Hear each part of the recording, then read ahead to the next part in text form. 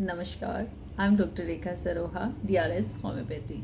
आज हम आपके साथ में डिस्कस करने वाले हैं कि डेंगू क्या होता है, डेंगू फीवर कैसे इसकी रोकथाम की जा सकती है, क्या इसके लक्षण हैं, कैसे पहचान करें कि हम डेंगू फीवर से सफ़र कर रहे हैं या नहीं और इससे कैसे बचा जा सकता है। आइए मैं आपके साथ में वही शेयर करने वाली हूँ। सबसे पहले डेंगू फीवर क्या होता है। आमतौर पर हम इसे हड्डी तोड़ फीवर भी कहते हैं क्योंकि इसका जो फीवर होता है बहुत हाई ग्रेड और बहुत ही बॉडी पेन वाला होता है, इसलिए इसको हड्डी तोड़ फीवर भी बोला जाता है। ये एक तरीके के वायरस से होता है। ये वायरस जो होते हैं 4 तरीके के होते हैं और ये मॉस्किटो बाइट के थ्रू एक इंसान से दूसरे इंसान में फैलता है। अक्सर ये जब भी एडिस एजिप्टाई नाम का एक मॉस्किटो होता है, जब भी ये एक इन्फेक्टेड आदमी को काटता है, अगर वही मच्छर दूसरे एक हेल्दी इंडिविजुअल को काटता है तो उसमें ये डेंगू के लक्षण ले आता है। अक्सर जो डेंगू के सिम्टम्स होते हैं वो 4 से 7 दिन के बाद में हमें देखने को मिलते हैं। डेंगू फीवर कई तरीके का होता है। बहुत सी बार ये बहुत हल्का होता है, कुछ ही दिनों में 2-4 दिनों में सिम्टम्स आते हैं, फीवर आता है और निकल जाता है। एक तो मॉडरेट टाइप का होता है जिसके कुछ लक्षण होते हैं।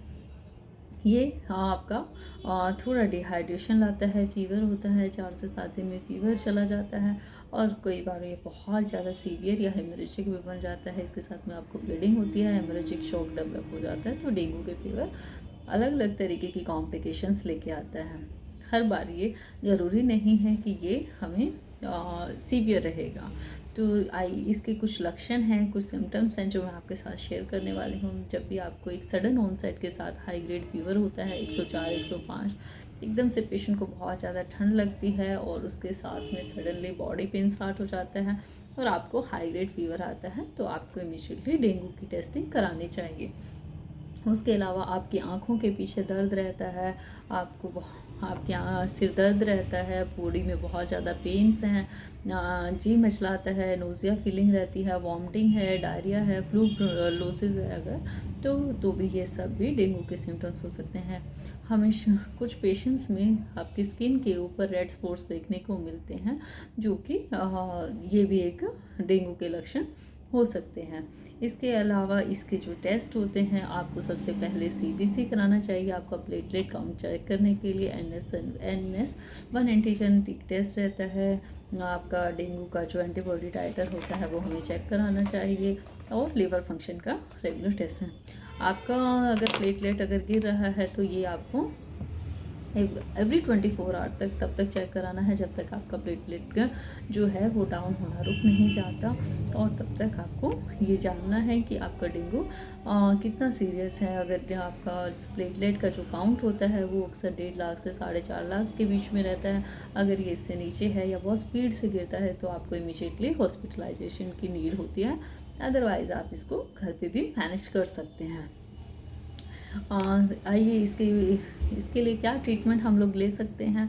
इसके लिए सबसे पहले अगर आपको बहुत हाई ग्रेड फीवर है तो हम सिर्फ पैरासीटामोल लेंगे जब भी हमें रिक्वायरमेंट होती है, सो दैट कि फ़ीवर इसका डाउन आ जाए। बहुत सी बार मेडिसिन के बावजूद भी जो फ़ीवर होता है वो डाउन नहीं आता, क्योंकि ये 4 से 7 दिन 10 दिन तक भी जा सकता है। तो इस तरीके का फ़ीवर का पैटर्न अक्सर इसमें देखने को मिलता है। इसके साथ में कुछ होम्योपैथिक मेडिसिन होती हैं, जेलसेमियम है, यूपिटोरियम है, ब्रायनिया अल्बा, चाइना सिंकोना ऑफिसनेलिस, ये कुछ मेडिसिन होती हैं जो हम लोग इसकी ट्रीटमेंट में यूज़ करते हैं।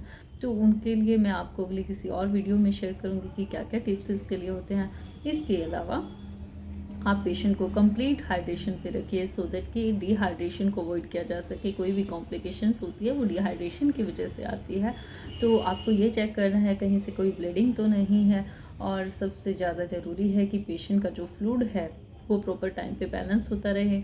इसके लिए आपको कुछ में डाइट के रिगार्डिंग उसको पेशेंट को जो होता है वो लिक्विड डाइट आप दीजिए ज़्यादा से ज़्यादा। उसको नारियल पानी है, जूस है, विटामिन सी वाले फ्रूट्स हैं, या लिक्विड जिसके अंदर इंग्रेडिएंट बहुत ज़्यादा रहता है, ऐसे इस तरीके के फ्रूट जूसेस, सूप, आप ये पेशेंट को एक लिक्विड डाइट ज़्यादा से ज़्यादा रिकमेंड कीजिए। सॉफ्ट डाइट उसको लेना है ताकि उसका जो लीवर है उसको डाइजेस्ट करने में आसानी रहे। इसके अलावा जो पपीते के पत्ते होते हैं, आप पेशेंट को थोड़ा सा उसका रस निकाल के दे सकते हैं। ये काफ़ी फ़ायदेमंद होता है और प्लेटलेट बढ़ाने में पेशेंट को बहुत हेल्प करता है। इसके अलावा हम अगर कुछ कई पेशेंट्स में कुछ जो कॉम्प्लिकेशंस होती हैं वो सीवियर डिहाइड्रेशन के कारण होती है, हेमरेजिक शॉक भी डेवलप हो जाता है, कुछ को डेथ तक ले जाता है। इसके लिए हमें उसका रेगुलरली आपका प्लेटलेट काउंट आपको चेक करते रहना है। कहीं से अगर कोई ब्लीडिंग आती है तो इसके लिए आपको अलर्ट रहना है। इस तरीके के सिम्टम्स में अक्सर आपका जो अगर आप प्रॉपर पेशेंट का फ्लूइड रिस्टोर करते हैं, उसका प्रॉपर केयर करते हैं, तो ये कुछ ही दिनों में आपके सिम्टम्स चले जाते हैं और पेशेंट हेल्थ को रिकवरी कर अपनी हेल्थ रिगेन करता है। इस तरीके से हम लोग इससे डील कर सकते हैं।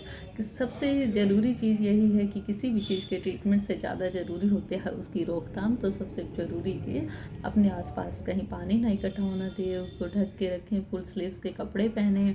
अक्सर सुबह शाम जब मच्छर ज़्यादा होते हैं तो बाहर जाने से बचें। तो इस तरीके से आप डेंगू से अपने आप को बचा सकते हैं। डेंगू के बारे में और ज़्यादा इन्फॉर्मेशन के लिए आप हमसे जुड़ सकते हैं। हमारे दिए गए व्हाट्सएप लिंक से आप हमें कांटेक्ट कर सकते हैं, या इसकी ट्रीटमेंट के लिए भी आप हमसे जुड़ सकते हैं। Doctor Rekha Saroha, DRS homeopathy. Thank you.